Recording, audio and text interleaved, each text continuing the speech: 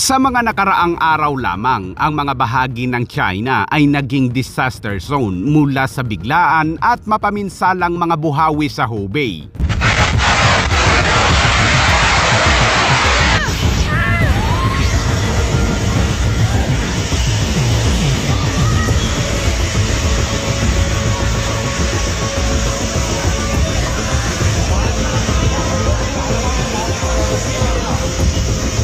Hanggang sa mga pagbaha sa Guangxi na nagre-record breaking at ang China ay kasalukuyang nakikipaglaban sa isang brutal na agos ng tubig dahil sa matinding panahon.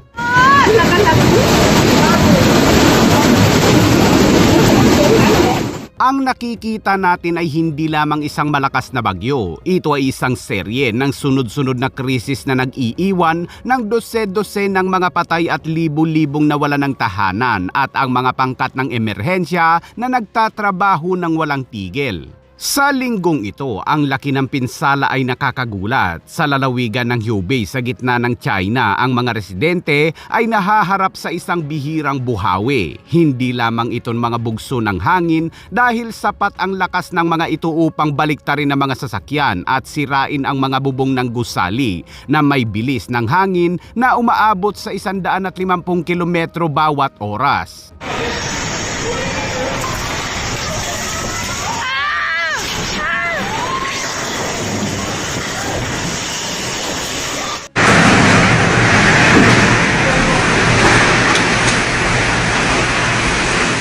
Samantala, sa timog naman ng China, ang bagyong Maisak ay nagdulot naman ng matinding pagbaha at nagbanta sa buhay ng mga tao sa naning sa kabisera ng Guangxi. Dahil sa walang tigil na pag-ulan ay bumigay ang isang malaking dam at nagpilit sa paglikas ng mahigit sa 50,000 katao.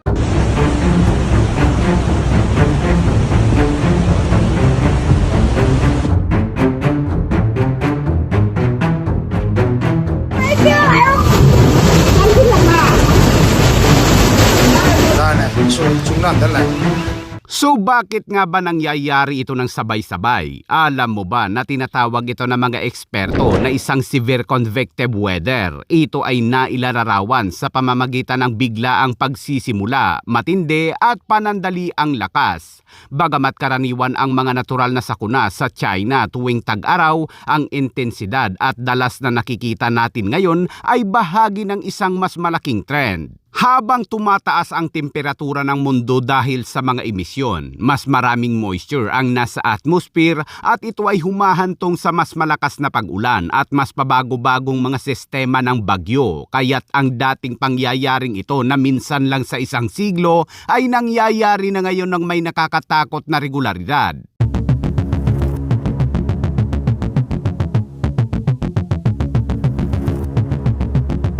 Dahil sa sabay-sabay na kalamidad sa China ay 20 ang kumpirmadong nasawi ngayon, daan-daan ng nasugatan at may mga pamilyang nawala ng tahanan habang ang iba ay patuloy na pinaghahanap pa. Kaya't ipinag-utos ni Xi Jinping ang isang all-out na pagsisikap sa pagsagip na nagpapakilos sa mga militar at pulisya ng China at mga pangkat pang-emerhensya upang maabot ang mga liblib na nayon.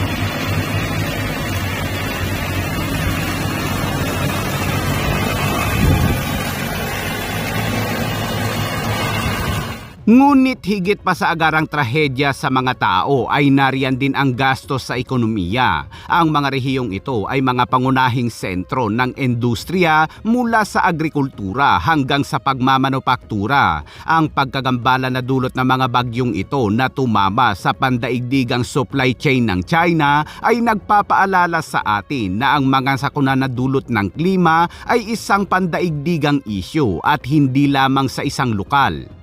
我都泡在水里。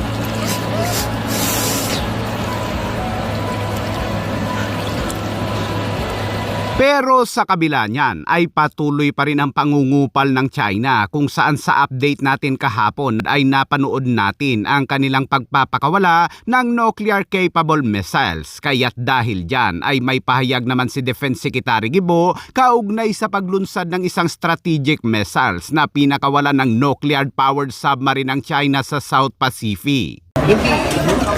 hindi bantayon, hindi provocation.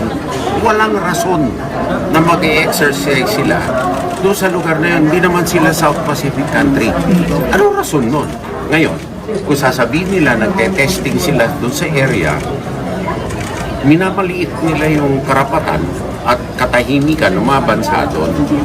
So, this is a pattern sa tingin ko, ng provocation ng China sa pagpakita ng muscle.